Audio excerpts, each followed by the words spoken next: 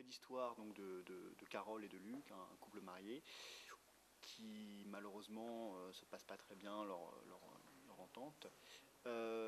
Finalement, Carole, pour fuir un petit peu sa tristesse et son côté un peu désespéré, parce qu'elle est lâchée par son mari et par sa mère, finalement, elle se réfugie près de son pantin, hein, qui lui a été légué depuis l'enfance par son père, et donc ce qui crée finalement une ambivalence avec son mari et sa mère qui la pense folle, si vous voulez.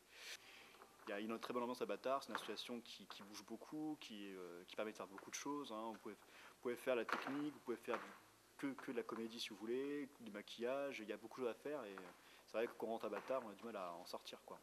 En fait, sur une pièce comme celle-là, par exemple, il y a quand même 6 mois au moins de travail quand même. C'est-à-dire qu'entre les répètes, les décors, les costumes, quand il y a des costumes, enfin à faire, pas dans ce cas-là, mais des fois ça arrive, c'est un investissement qui est long et voilà, mais c'est une passion, c'est important.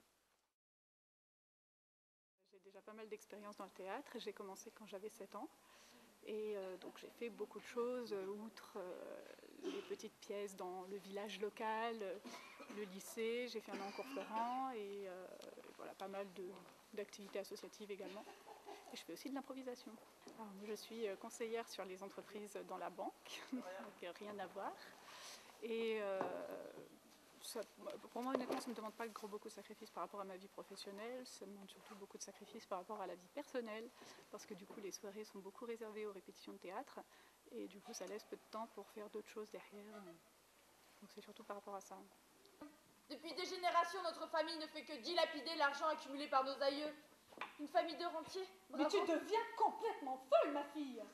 Quand on possède un nom comme le nôtre, on se doit, tu te dois d'en être fière. Nous faisons partie des gens de qualité. Mais je te les laisse volontiers, tes gens de qualité.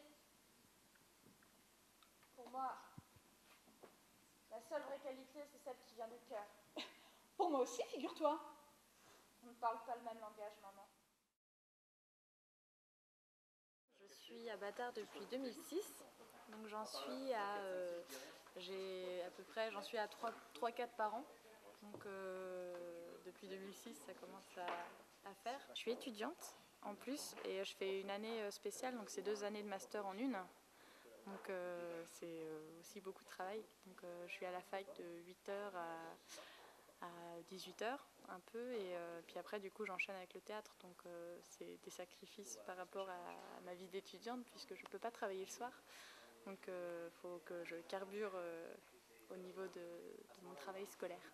Carole, c'est une personne très fragile qui trouve plus de repères. On la sent délaissée. On se rend compte qu'elle est délaissée depuis qu'elle est petite, puisque sa mère va vers elle uniquement par intérêt. Elle ne s'occupe pas vraiment d'elle. Et finalement, elle avait pensé trouver refuge auprès de son mari, qui la délaisse aussi. Donc elle se retrouve vraiment toute seule. Et comme elle est fragile, elle va essayer de reconstruire quelque chose, un semblant de vie et de vérité avec un pantin. Donc il va être à la fois son confident, son ami, et puis tous les gens autour vont la prendre pour étant folle, et du coup ça va être encore pire pour elle puisque elle n'aura plus du tout de soutien et à la fin Et comme tu es merveilleuse, comme toujours.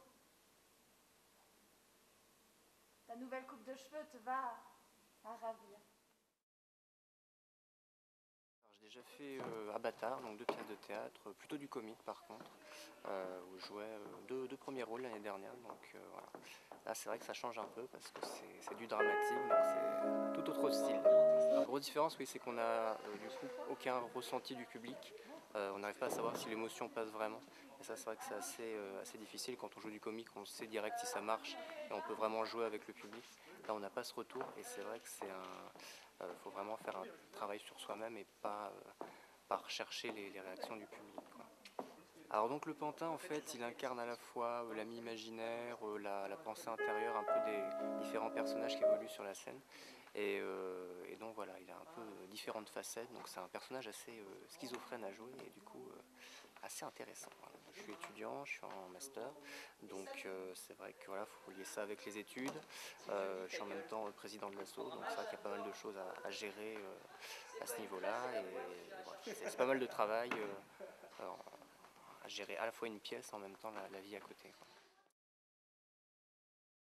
Déjà, dans les comédies, on rentrait toujours sur un surjeu, alors qu'ici, on devait vraiment donc, témoigner d'une émotion qui était plus ou moins réelle dans le personnage.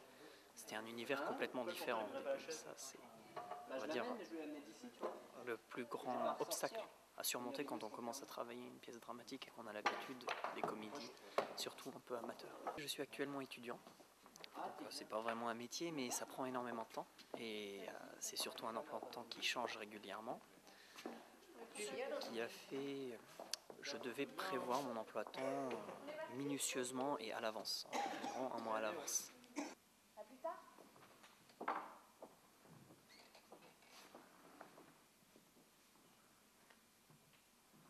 Alors, difficile à dire, c'est tout. Un diagnostic ne se fait pas en quelques minutes, il me faut plus de temps. Il faut quand même qu'il y ait un truc. J'avais plus de repères, plus personne à qui se rattacher.